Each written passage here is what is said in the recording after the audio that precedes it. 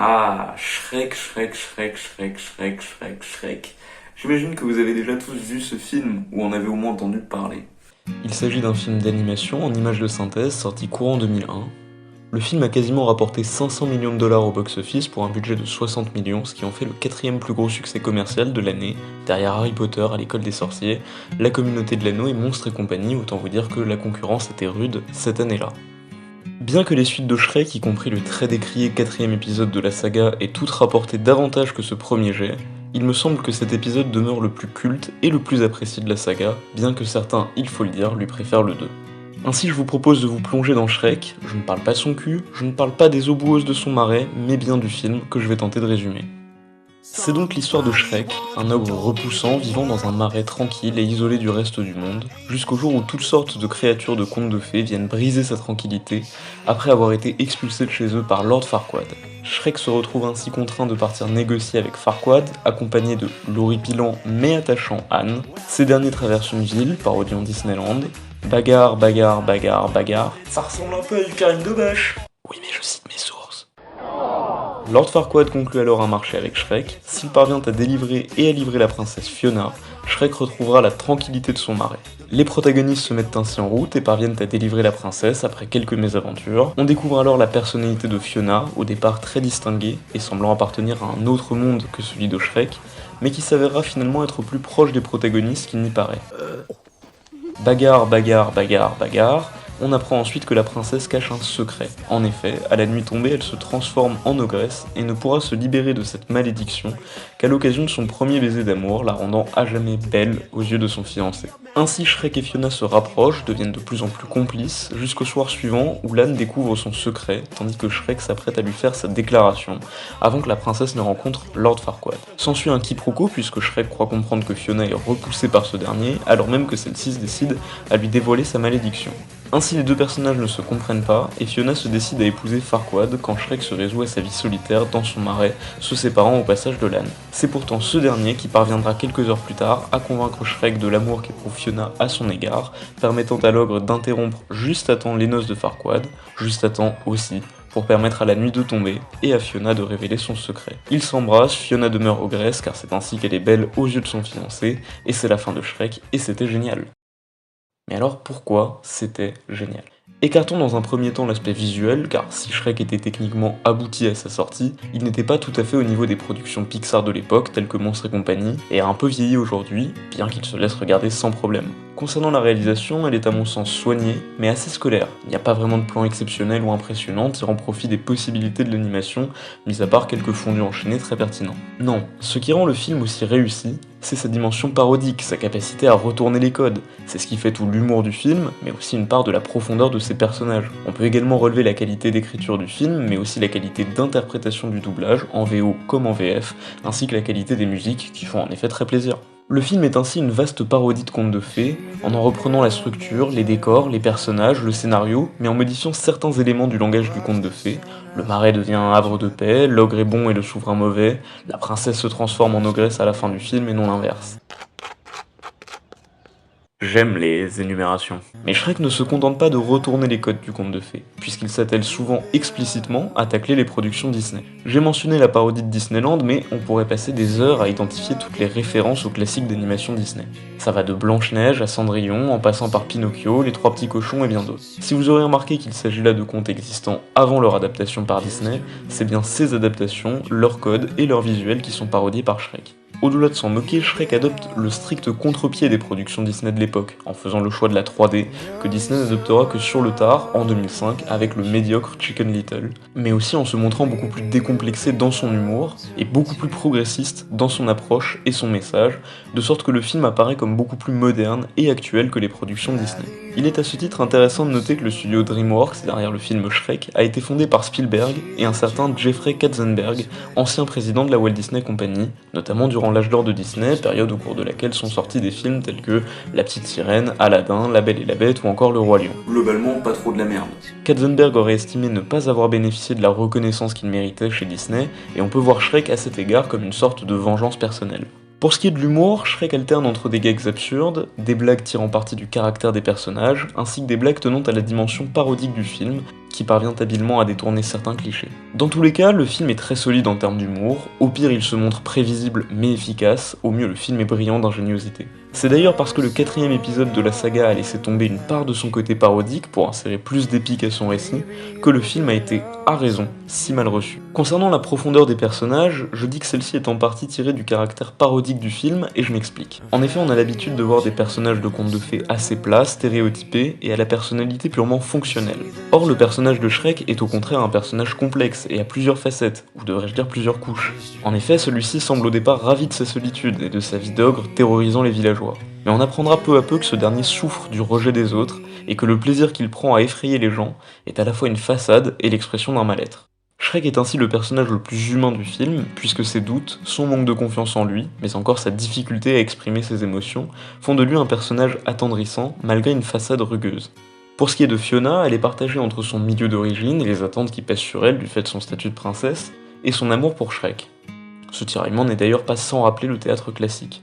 Pour ce qui est de Lan, enfin, lui aussi souffre du rejet des autres, tant du fait de son apparence que de son caractère, mais lui aussi est un personnage profondément bienveillant et plus mature qu'il n'y paraît. Enfin, pour ce qui est du propos du film, celui-ci délivre un message de tolérance, j'ai l'impression de parler de Kirikou, à travers l'idée récurrente qu'il ne faut pas se fier aux apparences. Si ce message est effectivement déjà vu et revu, et a été réexploité depuis, y compris par DreamWorks dans Kung Fu Panda ou Dragon par exemple, à croire que la thématique leur tient particulièrement à cœur, il faut souligner qu'il est montré avec une pertinence, une finesse et une maturité assez inattendues. En effet, Shrek n'est pas juste un pauvre type qu'on prend en pitié comme on pourrait le voir dans beaucoup d'œuvres de fiction, non, il faut le connaître, et creuser pour comprendre qui il est vraiment. Shrek n'est pas un personnage mal aimé gratuitement, il l'est parce qu'il se complaît dans ce rôle pour se protéger du regard des autres. L'amour entre Fiona et Shrek paraît crédible et sincère, à contrario de bien des contes où princesses et chevaliers s'aiment parce qu'ils sont beaux et parce qu'il le faut. Outre ce message de tolérance, Shrek, c'est aussi une opposition entre le pauvre ogre intègre et le puissant lord avide de pouvoir. Riche et puissant de par ses titres et sa fortune, Farquaad se voit déjoué par un Shrek beaucoup plus simple, mais qui saura se montrer plus valeureux, intelligent et humble que ce dernier. Si là encore le message semble très banal, la représentation de l'antagoniste est pertinente, et on peut y voir une critique du capitalisme, ainsi que des visuels et une atmosphère tendanciellement fasciste. Tandis qu'à contrario, Shrek et Lan sont d'authentiques hommes du peuple, littéralement traînés dans la boue par les élites. Shrek, c'est donc un excellent film d'animation. Un personnage assez profond, mais il y a une autre couche à éplucher. Shrek, c'est en effet aussi un monument de la culture populaire des années 2000 et 2010. En effet, vous n'êtes probablement pas sans savoir que Shrek est un personnage qu'on retrouve énormément sur internet, à travers de nombreux détournements et autres mèmes. Il faut par exemple évoquer le remake amateur et collaboratif de Shrek, où une communauté s'est accordée pour refaire des scènes du film, à leur sauce, et qui, assemblés, permettent de redécouvrir Shrek sous un angle nouveau. Shrek suscite en effet un engouement d'une longévité exceptionnelle qui tient en partie à une communauté de fans très active, principalement aux États-Unis, mais aussi en France, à travers par exemple le Nurshi de Shrek.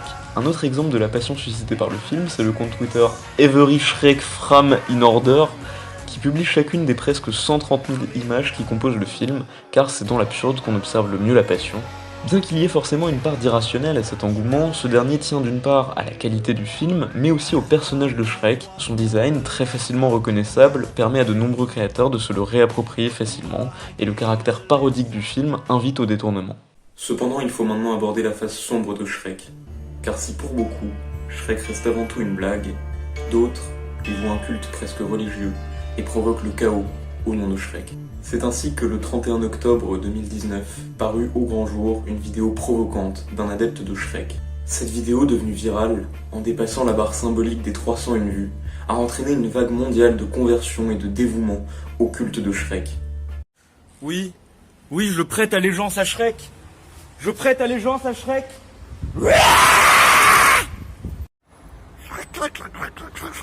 Shrek!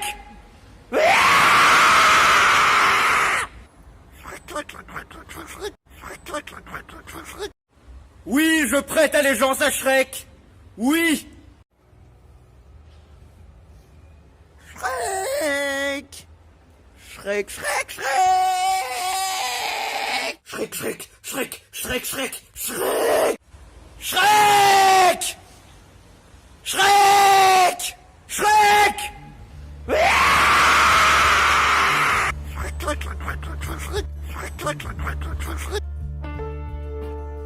Pour mieux comprendre qui est l'auteur de cette sombre vidéo, et quelles sont les intentions de ces fanatiques, nous sommes entrés en contact avec l'inspecteur, chargé d'enquêter au moment des faits.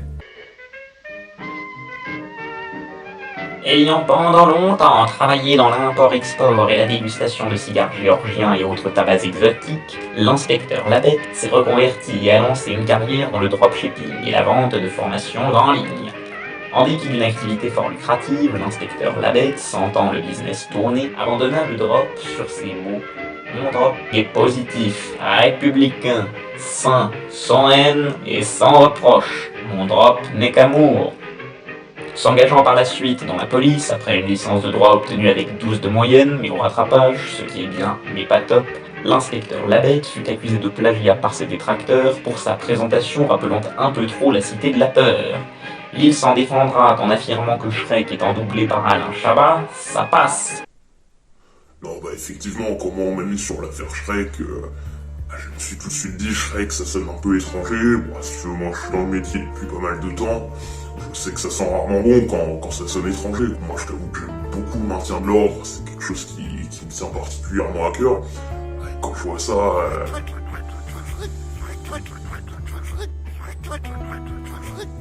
Bah, c'est pas ce que j'appelle le maintien de l'ordre.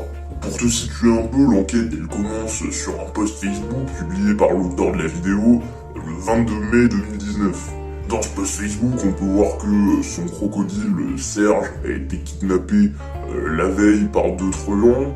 Donc à ce moment-là, c'est le classique règlement de compte avec kidnapping de crocodile, le règlement de compte à la parisienne finalement. Effectivement, on dit le Marseillais, mais le Parisien, il a tendance à être un petit peu plus vicieux. Vicieux. Voilà l'adjectif qui correspond le mieux au comportement de ces deux malfrats qu'on retrouve dans cette vidéo confidentielle tournée quelques instants après le kidnapping. On a le crocodile. Crocodile en chemin. Le croco. Allez, fais les coups. Et ben voilà, on est en chemin pour la maison. Donc au départ, on s'est pas mal renseigné sur ce Serge. Il s'agit en fait d'un réfugié égyptien. Donc il a été banni de son pays parce que une loi en Égypte a été votée pour obliger tous les Égyptiens à prendre un nom du calendrier égyptien. Donc les classiques Love and Peace, Immondice. En tout cas, Serge, ça n'en faisait pas partie. Et c'est pour ça qu'on se retrouve encore une fois à devoir accueillir toutes sortes d'immigrés. Bref, on mène notre petite enquête, et puis c'est là que je me dis, mais en fait, s'il y a prise d'otage, il y a peut-être une demande de rançon. Donc c'est vrai que ça, je tiens à dire, c'était mon idée. D'ailleurs, je vous mets tout de suite une petite photo en témoignage du fait que c'était mon idée. Non, merci, ça va aller. L'inspecteur a vu juste. En effet, la véritable cible de ce kidnapping n'est pas le crocodile, dont les conditions de détention ont été pour le moins agréables. La véritable intention de ces kidnappeurs sera révélée au grand jour le 21 juin 2019 à l'occasion de cette vidéo de demande de rançon. Ça paye là. Ça paye là? Ça paye là. Ça fait 7 secondes. Ok. Bah écoute la bête. On a une revendication. Va être très clair, va être très clair. Ouais. Très clair. Va être concis. Ouais. Et alors écoute, ce qu'il va falloir que tu fasses, c'est que tu fasses une vidéo sur ta chaîne. Sur la chaîne La Bête 666. Une vidéo d'excuses pour ce qui s'est passé. Non, pardon. Tu sais très bien ce qui s'est passé. Ils sont tellement là. Et là, peut-être qu'on pourra discuter des conditions d'échange avec le groupe. Bon alors c'est une vidéo qui exprime clairement toute la montée de la violence sur le territoire national et le désordre ambiant, donc il fallait intervenir, je suis intervenu. Alors, on a réussi à mettre la main sur l'auteur de la vidéo, donc une petite victoire. Maintenant, il s'est confirmé qu'effectivement, sa vidéo prêtant allégeance à Shrek était en fait une commande des deux racailles qui l'ont obligé, à travers la demande de rançon, à se convertir. Donc si tu veux, les véritables malfrats, c'est eux, c'est pas la personne qu'on a arrêtée. D'ailleurs, c'est plutôt un bon gars, et si ça dépendait que de moi, le procès est en cours. Mais franchement, je me montrerais plutôt tolérant. Faut laisser une chance à un gamin comme ça. On voit que l'enfant est plutôt gentil, y a pas de problème. Voilà, à titre personnel, ça serait 20 ans ferme, allez, même pas 18. Voilà, faut laisser une chance quand même. C'est une erreur de jeunesse, ça arrive. De toute façon, le problème, c'est que finalement, on laisse pas les gens s'armer. Donc, moi, à un moment, je suis quelqu'un de rationnel. Comment voulez-vous que quelqu'un se défende s'il est pas armé? Les gens ont des problèmes, s'ils ont des armes, ils les ont plus. Voilà, tout simplement. À l'heure actuelle, les pistes menant aux deux cerveaux de l'opération sont trop maigres pour espérer les retrouver, et ils courent encore, en liberté. La morale de l'histoire, c'est que tout le monde peut basculer dans la folie criminelle, car l'auteur de la vidéo, aujourd'hui inculpé, était à vrai dire comme Monsieur Tout-le-Monde, et il a simplement fait les mauvaises rencontres.